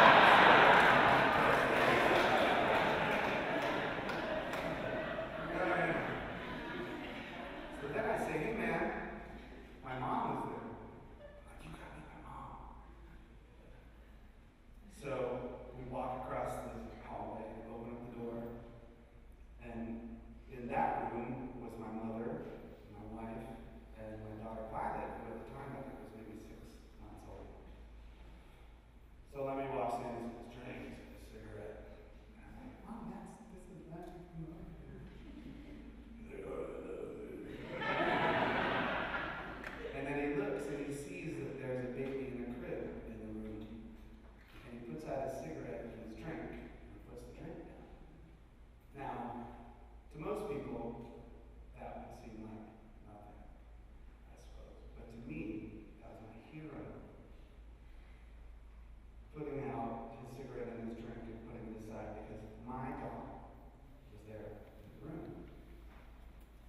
So I think what everybody has always known, or at least learned today, is that Lemmy was not only that gun-slinging, whiskey-drinking, badass motherfucking rock and roll star, but he had the biggest heart, and he set so kind to everyone. People he didn't know, people he'd known for years. He was so kind. He and I shared a love of Little Richard. I always said if there was one person I could meet, it would be Little Richard. Because who's more badass than Little Richard? One day I was at the airport at LAX and I was standing out on the curb and this guy comes up to me and says, "Hey, I heard that the only person you ever want to meet is Little Richard." I said, "Yeah." He said, "Well, that's my dad." I said, "What?" He goes, "Come here." We walk over to this limousine, he taps on the window. Window comes down a little bit, and it's fucking Little Richard. So he goes, "Oh my God." And this guy says, window comes all the way down. Little Richard says, like, "God bless you, how are you?" And he signs this Bible pamphlet thing for me. He hands it to me. And I kept it.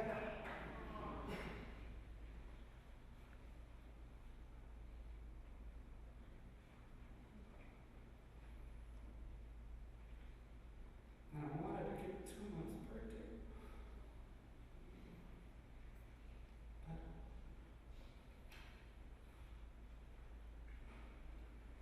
So,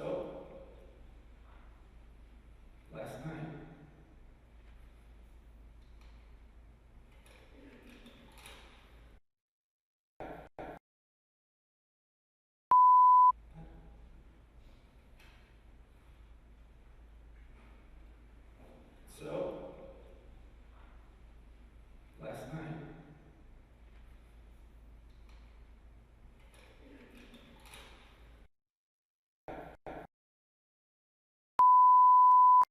Let me hand. Precious Lord, take my hand. Lead me on, help me stand. Lord, I'm tired, I'm so weak. Lord, you know I'm worn.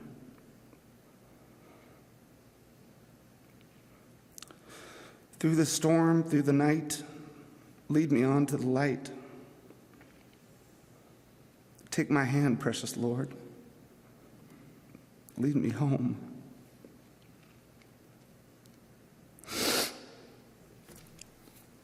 When my way it gets kind of dreary, precious Lord, somewhere near. When my light is almost gone, hear my cry, Lord, hear my call. Hold my hand, lest I fall. Take my hand, precious Lord. Lead me home. Cheers, Lemmy. I miss you.